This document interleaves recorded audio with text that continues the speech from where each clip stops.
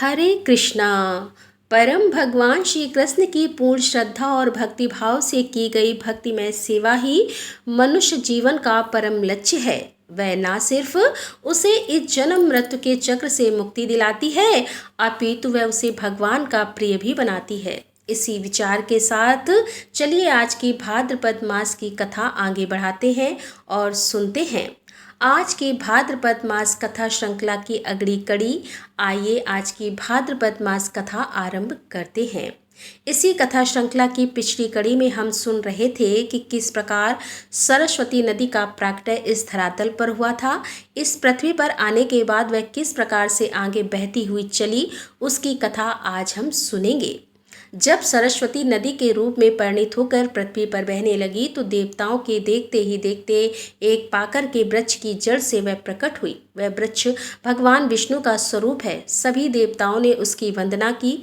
उनकी अनेक शाखाएं सभी ओर फैली हुई हैं। वह दूसरे ब्रह्मा जी की भांति शोभा पा रहा है। हालांकि उस वृक्ष में एक भी फूल नहीं है, तो भी वह डालियों पर बैठे हुए शुक आदि पक्षियों के कारण फूलों से लदा हुआ जान पड़ता है।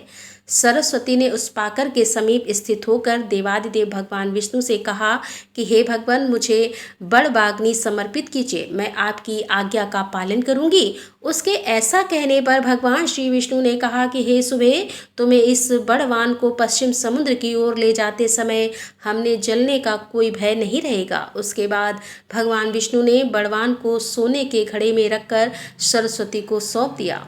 उसने उस घड़े को अपने उदर में रखकर पश्चिम की ओर प्रस्थान किया।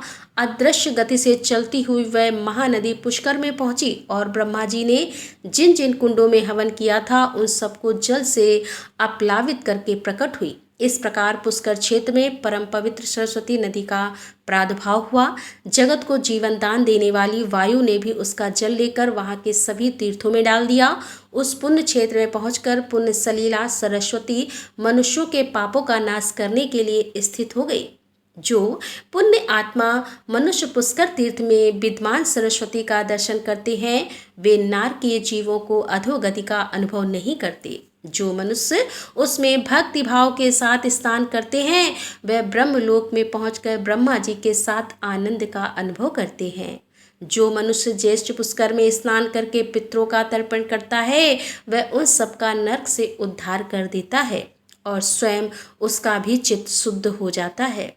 संपूर्ण तीर्थों में स्नान करने से जो फल प्राप्त होता है, वह सब का सब ज्येष्ठ पुष्कर में एक बार डुबकी लगाने से मिल जाता है।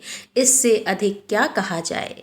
जिसने पुष्कर क्षेत्र का निवास, ज्येष्ठ कुंड का जल और उस तीर्थ में मृत्यु, यह तीन बातें प्राप्त कर ली, उसने परम गति पा ली। जो मनुष्य उत्तम काल, उत्तम क्षेत्र और उत्तम तीर्थ में स्नान और होम करके ब्राह्मण को दान देता है, वह अच्छे सुख का भागी होता है। कार्तिक और वैशाख के शुक्ल पक्ष में और चंद्रमा तथा सूर्य के ग्रहण समय स्नान करने योग्य कुल जांगल देश में जितने भी क्षेत्र और तीर्थ मुनीश्वरों द्वारा बताए गए हैं, उन सब में यह पुष्कर तीर्थ सबसे अधिक पवित्र है, ऐसा ब्रह्मा जी ने कहा है। जो मनुष्य कार्तिक मास की पूर्णिमा के दिन मध्यम कुंड यानी कि मध्यम पुष्कर में स्नान करके ब्राह्मण को धन देता है, उसे अश्वमेध यज्ञ का फल मिलता है। उसी प्रकार कनिष्ठ कुंड यानी कि अत्यंत पुष्कर में एकाग्रता पूर्वक स्नान करके जो ब्राह्मण को उत्तम अग्निहोत्र का चावल दान करता है, वह अग्निलोक में जाता है और वहाँ 21 पीढ़ियों के साथ रहकर श्रेष्ठ फल का उपभोग करता है। इसीलिए पुरुष को चाहिए कि वह पूरा प्रयत्न करके पुष्कर तीर्थ की प्राप्ति के लिए, वहां की यात्रा करने के लिए अपना विचार स्थिर करे और व्यवस्था करे। मति, स्मृति, प्रज्ञा, मेधा, बुद्धि और शुभवाणी व 6 सरस्वती के पर्याप्त बताए गए हैं। जो पुष्कर के वन में जहाँ प्राचीन सरस्वती जाकर उसके जल का दर्शन भर कर लेते हैं, उन्हें भी अश्वमेध यज्ञ का फल मिल जाता है। जो उसके भीतर गोता लगाकर स्नान करता है, वह तो ब्रह्मा जी का अनुचर होता है और जो मनुष्य वहाँ पर विधि पूर्वक श्राद्ध करते हैं, वे पितरों को दुखदायी नरक से निकालकर स्वर्ग में पहुँचा देते हैं। जो सरस्वती में स्नान करके पितरों को कुश और तिल से युक्त जल दान करते हैं, उनके पितर हर्षित होकर नाचने लगते हैं। यह पुष्कर तीर्थ सभी तीर्थों में श्रेष्ठ माना गया है, क्योंकि यह आदि तीर्थ है और इसीलिए इस पृथ्वी पर यह समस्त तीर्थों में विख्यात है। यह मानव धर्म और मोक्ष की क्रीड़ा स्थली है। निधि है। सरस्वती से युक्त होने के कारण इसकी महिमा और भी बढ़ गई है। जो लोग पुष्कर तीर्थ में सरस्वती नदी का जल पीते हैं वे ब्रह्मा और महादेव जी के द्वारा प्रशंसित अच्छे लोगों को प्राप्त होते हैं।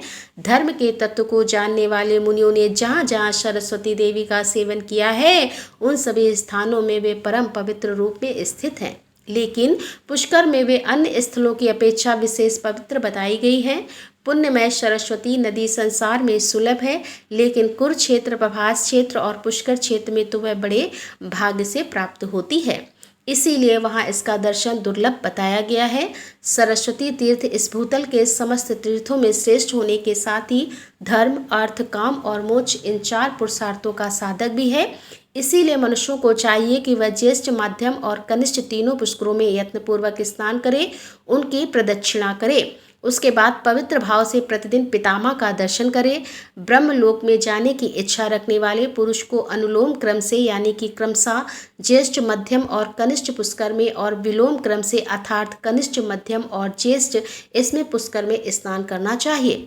इसी प्रकार वह उक्त तीनों पुष्करों में से किसी एक में या फिर सब में नित्य स्नान कर सकता है। पुष्कर क्षेत्र में 3 सुंदर शिखर और 3 ही स्रोत हैं। वे सब के सब पुष्कर नाम से ही प्रसिद्ध हैं।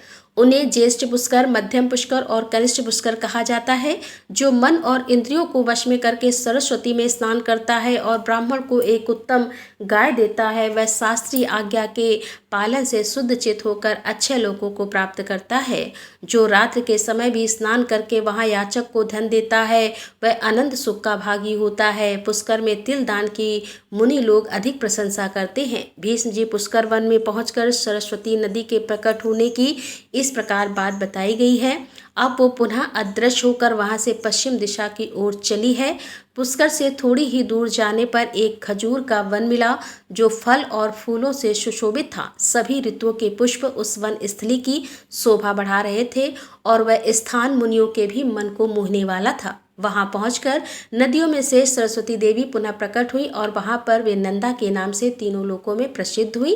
लेकिन सरस्वती नदी का नाम नंदा कैसे पड़ा यह हम जानेंगे हमारे इसी भाद्रपद मास कथा श्रृंखला की अगली कड़ी में। इस कथा को सुनने के लिए आपके अपने चैनल रीता शुक्ला को सब्सक्राइब करके रख लीजिएगा और हम आपसे मिलेंगे कल इसी भाद्रपद मास की कथा श्रृंखला की अगली कड़ी के साथ। नमस्कार, राधे राधे, जय श्री कृष्णा, हर हर महादेव, जय भोलेनाथ।